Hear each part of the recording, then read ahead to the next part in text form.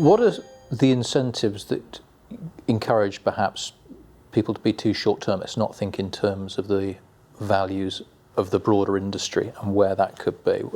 If you could see one or two sort of incentives, what are things you'd like to change? There's a cause and effect. For some reason that I don't entirely understand, the vast wave of sales and marketing effort in this industry over the last 2 decades, particularly the sales effort at a case level, has focused on saying we can reduce your premiums and we can cut your broker fees.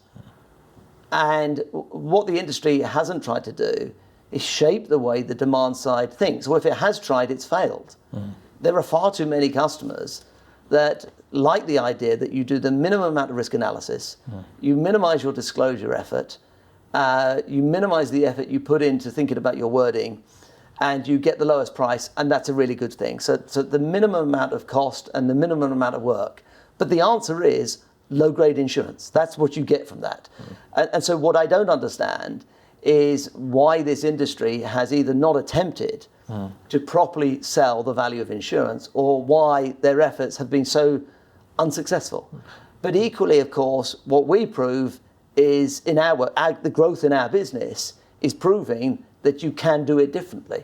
But it does require you to challenge buying behaviours. It does require you to say, look, there is another way here, and that other way delivers a more reliable product. And because the manifestation of this are some of the challenges we see on claims, when we see insurers denying claims, and large claims, and the denial or the challenge rate there, not necessarily denial, but the challenge rate and the delays and the time it takes to resolve some of these claims. If you judge the product by that, this is an industry which is not in a great place from our perspective.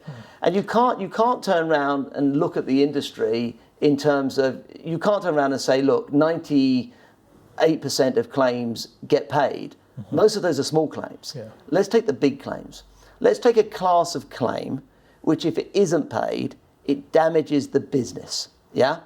It either bankrupts the business, or more likely, it shifts its progress. It has to not launch that new product, not build that new factory, not hire those new people, because this loss of £10 million or 50 or whatever it is, the business has to change its plan, because this insurance claim either doesn't get paid or it takes too long to get paid. You look at those claims, and if that's the test, if the test is, if we don't pay this claim, will it affect the plan of that business? And if the answer is yes, take that subset of claims and you ask what proportion of those claims are challenged and go into protracted negotiation, and you're looking at 40 to 50%.